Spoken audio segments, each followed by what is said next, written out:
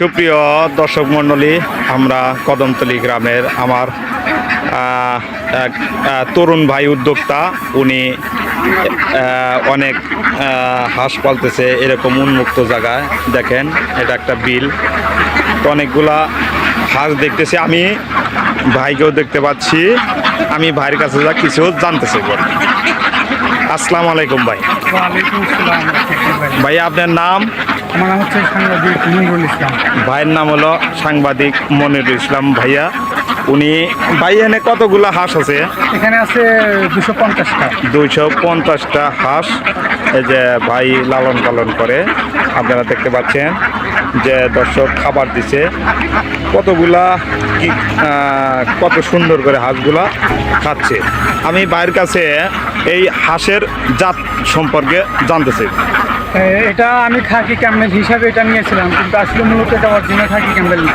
এখানে বিভিন্ন জাত আছে, যেমন ধরেন অল্প কিছু খাকি ক্যাম্বেল আছে, জিন্ডিং আছে, তারপর ব্ল্যাক হোল আছে, রূপালি আছে। মানে এভারেজে বলা হচ্ছে এটা হচ্ছে ভ্যারাইটির জাত। আচ্ছা, এই জাতটা কোথা থেকে আপনি সংগ্রহ করেছিলেন? আমি এটা খাকি ক্যাম্বেল হিসাবে আমি হ্যাচারির মালিকের কাছ থেকে চেয়েছিলাম। উনি আমাকে খাকি ক্যাম্বেল হিসাবে দিতে, বাট আমি এটা খাকি ক্যাম্বেল হিসেবে পাইনি। এটা হ্যাচারির নামটা বলেন একটু। হ্যাচারির নামটা এই মুহূর্তে মনে পড়ছে না, তবে এটা লোকেশন হচ্ছে উল্লাপাড়া ভুট্টাসা থেকে। আচ্ছা আচ্ছা, তাহলে নতুন উদ্যোক্তা হিসাবে আপনাকে এরকম একটু আইলা ঝাইলা মানে ঠকাইছে আর কি। বুঝতে পারছি ভাই।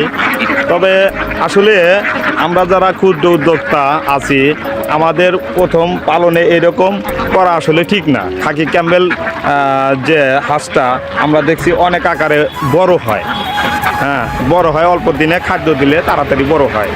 তো এরকম যদি মিশ থাকে তাহলে তো মানে বলা যায় যে সঠিক হাঁসটা আপনাকে দেয় নাই, তাই তো?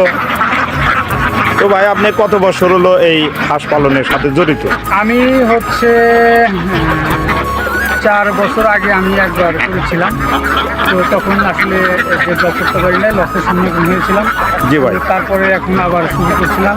তো এবারও আসলে লাভ করতে পারি নাই, কারণ 2500 হাঁসের বাচ্চা নিয়েছিলাম।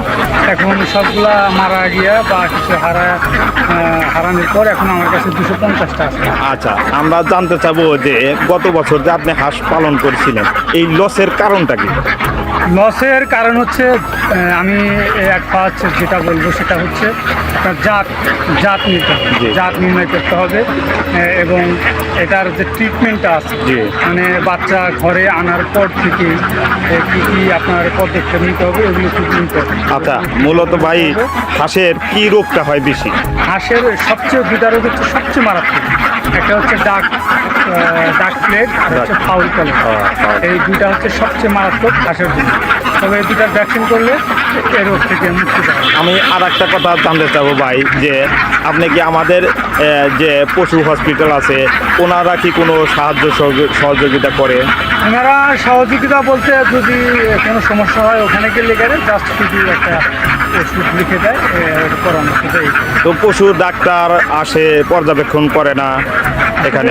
তারা তো অনেক ব্যস্ত থাকে, আর আসলে তারা তো তাদের তো এখানে একটা সময় থাকে। আচ্ছা আচ্ছা, বুঝতে পারছি। তো আমাদের যদি অরিজিনালি আমাদের হাঁসগুলো যদি সঠিকভাবে তারা হ্যাচারির থেকে দেয়, তবে আমাদের মতো ক্ষুদ্র উদ্যোক্তারা অবশ্যই লাভবান হবে, এটা আশাবাদী। জি ভাই, ধন্যবাদ। আমি যেটা বিষয় না বললে নয়, বলেন। আর সবাই বলে উদ্যোক্তা হন, কিন্তু আসলে উদ্যোক্তা হতে গেলে যে কত বড় যে একটা ঝুঁকির ব্যাপার বা কত বড় যে একটা রিস্কের ব্যাপার আছে, এটা আসলে কেউ জানে না। উদ্যোক্তা হতে গেলে হওয়া যায় না। উদ্যোক্তা হতে গেলে অনেক কষ্ট, অনেক কিছু নির্ভর করে। যেমন উদ্যোক্তা হতে গেলে আপনার যে বিষয়ে উদ্যোক্তা হবেন, সেই অধিদপ্তর থেকে, সেই অফিস থেকে আপনাকে ব্যাকআপ দিতে হবে, আপনাকে সবসময় আপনার পাশে থাকতে হবে, আপনার পরামর্শ এবং ওষুধ এগুলো দিতে হবে। এগুলো দিলে সে আপনার উদ্যোক্তা হওয়া সম্ভব। জি ভাই। তো আমি এই আপনার এই চ্যানেলের মাধ্যমে আমি সেদিকে অনুরোধ করবো, প্রাণী সম্পদ অধিদপ্তরে যারা আছেন এখন বর্তমান প্রতিষ্ঠান মহোদয়, তিনি যেন যারা উদ্যোক্তা তাদের পাশে থাকে আর কি। পাশে থাকে, তাদেরকে সহযোগিতা করে। জি ভাই। আসলে উদ্যোক্তা হলেই হচ্ছে দেশে এগিয়ে যাবে। জি ভাই। আমরা সবাই মুখে বলি আপনি উদ্যোক্তা হন, আপনি অনেক উদ্যোক্তা হন, কিন্তু আসলে এটা বলা উচিত না। আমি মনে করি নিজে উদ্যোক্তা হয়ে সবাইকে দেখানো যে আমি এই বিষয়ে আমি উদ্যোক্তা হয়েছি, আপনারাও অন্য একটা বিষয় হন। এভাবে যদি সবাই করে তাহলে দেশটা নিজের উন্নত হবে, দেশটা অনেক এগিয়ে যাবে। জি ভাই। তো সবাইকে ধন্যবাদ। জি ভাই, ধন্যবাদ ভাই। প্রিয় দর্শক, দেখেন বিকেল হয়ে গেছে, আমি আবার হাঁসগুলো আপনাদের দেখাইতেছি।